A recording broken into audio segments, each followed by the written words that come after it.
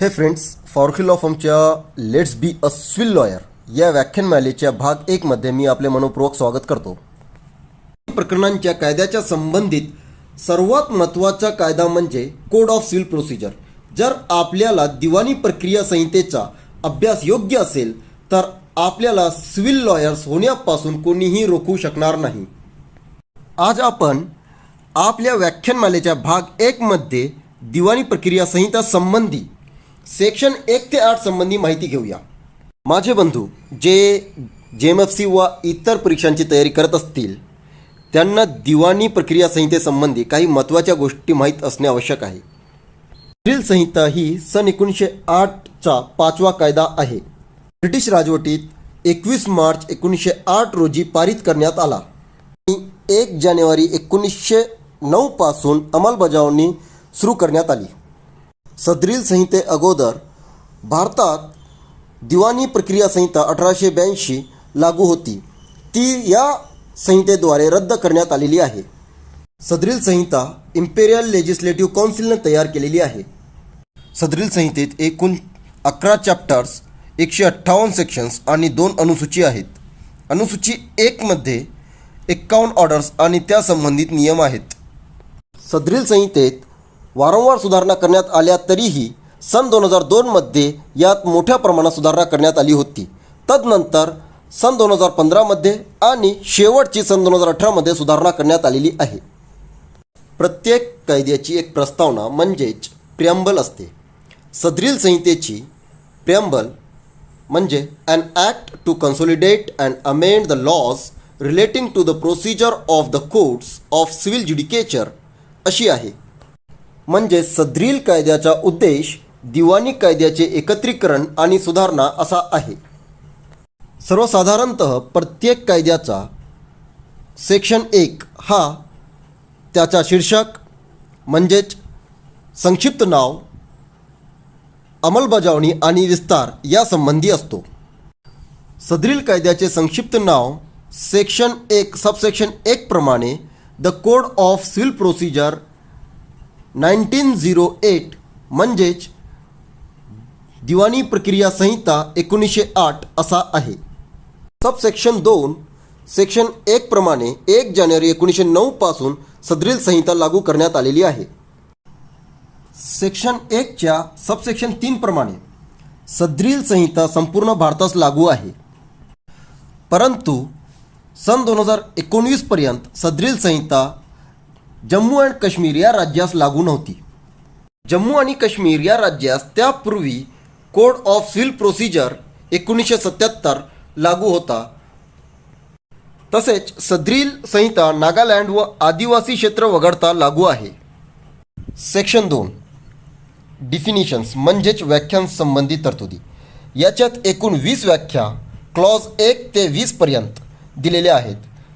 याच्यात क्लॉज 21 प्रमाणे स्टेट्स म्हणजे राज्यासंबंधी व्याख्या सन 1950 मध्ये समाविष्ट करण्यात आली होती. परंतु नंतर सन 1951 मध्ये ती वगळण्यात आलेली आहे. क्लॉज 1 मध्ये कोडची कोड इन्क्ल्यूड्स रूल्स अशी सर्वसाधारण व्याख्या करण्यात आलेली आहे. सर्वात महत्त्वाची बाब म्हणजे डिक्री हुकुमनामा.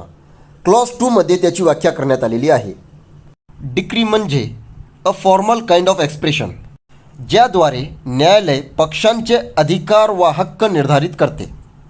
इथे सर्वात महत्त्वाची बाब म्हणजे एका दाव्यात एकापेक्षा जास्त डिक्रीही असू शकतात. डिक्री ही प्रिलिमिनरी वा फायनलही असू शकते, म्हणजेच प्रारंभिक वा अंतिम असू शकते. प्रारंभिक हुकुमनाम्यामुळे संबंधित प्रकरण वा प्रोसिडिंग पूर्णतः डिस्पोज ऑफ होत नाही. अंतिम हुकुमनाम्यामुळे दावा पूर्णतः डिस्पोज ऑफ होतो. हुकुमनामा हा पार्टली प्रिलिमिनरी व पार्टली फायनल असू शकतो. डीम्ड डिक्री म्हणजे रिजेक्शन ऑफ प्लेंट वा सेक्शन 144शी निगडीत वाद प्रश्न यात दिलेले आदेश डीम डिक्री असतात. म्हणजे ऑर्डर 7 रूल 11च्या अर्जावर दावा खारिज करण्याचा झालेला आदेश हा डीम डिक्री असतो. परंतु ऑर्डर 7 रूल 10 प्रमाणे जर न्यायालय एखादा वादपत्र परत करत असेल तर तो डीम डिक्री असू शकत नाही. सर्वोच्च न्यायालयाने ऋषभ चंद्र जैन विरुद्ध दिनेश चंद्र जैन या प्रकरणात असे गृहीत धरले आहे की डीम डिक्रीला फक्त सेक्शन 96 ऑर्डर 41 प्रमाणे अपील करता येते. एक असा निर्णय ज्याची अपील फ्रॉम ऑर्डरसारखी असते त्याच्या डिक्रीमध्ये समावेश होत नाही. तसेच order of dismiss in default याचाही डिक्रीमध्ये समावेश होत नाही. सर्वात महत्त्वाची बाब म्हणजे सन 2009 मध्ये सर्वोच्च न्यायालयाने दीपा भार्गव विरुद्ध महेश भार्गव या प्रकरणात असे गृहीत धरलेले आहे की जोपर्यंत डिक्री सेट असाइड होत नाही तोपर्यंत ती वैध आहे. तसेच सन 2016 मध्ये सर्वोच्च न्यायालयाने रमेश विरुद्ध हरबंस नागपाल या प्रकरणात असे गृहीत धरलेले आहे की जर डिक्रीमध्ये विवादित मालमत्तेच्या निर्धारणासंबंधी काहीही नमूद केलेले नसेल तर या कारणास्तव डिक्री सेट असाइड होते. तदनंतर क्लॉज 3 यामध्ये डिक्री होल्डर म्हणजेच हुकुमनामाधारक यासंबंधी व्याख्या दिलेली आहे. डिक्री होल्डर हुकुमनामाधारक म्हणजे अशी व्यक्ती ज्याच्या हक्कात हुकुमनामा पारित करण्यात आलेला आहे. आता इथे महत्त्वाची गोष्ट म्हणजे फक्त वादी हाच डिक्री होल्डर असू शकत नाही तर प्रतिवादी हा देखील डिक्री होल्डर असू शकतो. तदनंतर क्लॉज 4 ते 8 पर्यंत तेवढ्या महत्त्वाच्या व्याख्या दिलेल्या नाहीत जसे की डिस्ट्रिक्ट, हायकोर्ट, इंडिया, जज यासंबंधी व्याख्या आहेत. क्लॉज 9 मध्ये जजमेंट म्हणजेच न्यायनिर्णय यासंबंधी व्याख्या दिलेली आहे. जजमेंट म्हणजे असे निवेदन जे हुकुमनामा वा आदेशाच्या कारणांचे निवेदन आहे.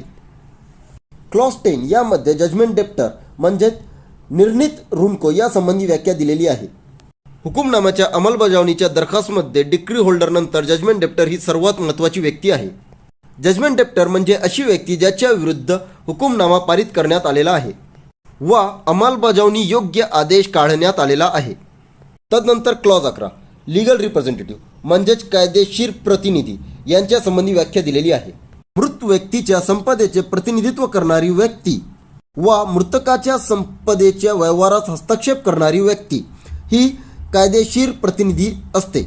सर्वोच्च न्यायालयाने हाफिजुन बेगम विरुद्ध मोहम्मद इक्राम हक या सर्वात महत्त्वाच्या निवाडा देताना असे गृहीत धरलेले आहे की एखादी व्यक्ती जिच्यावर व्यक्तीच्या मृत्यूमुळे आज येते ती व्यक्ती पती, पत्नी, पालक वा मूल यांच्या व्यतिरिक्तही असू शकते.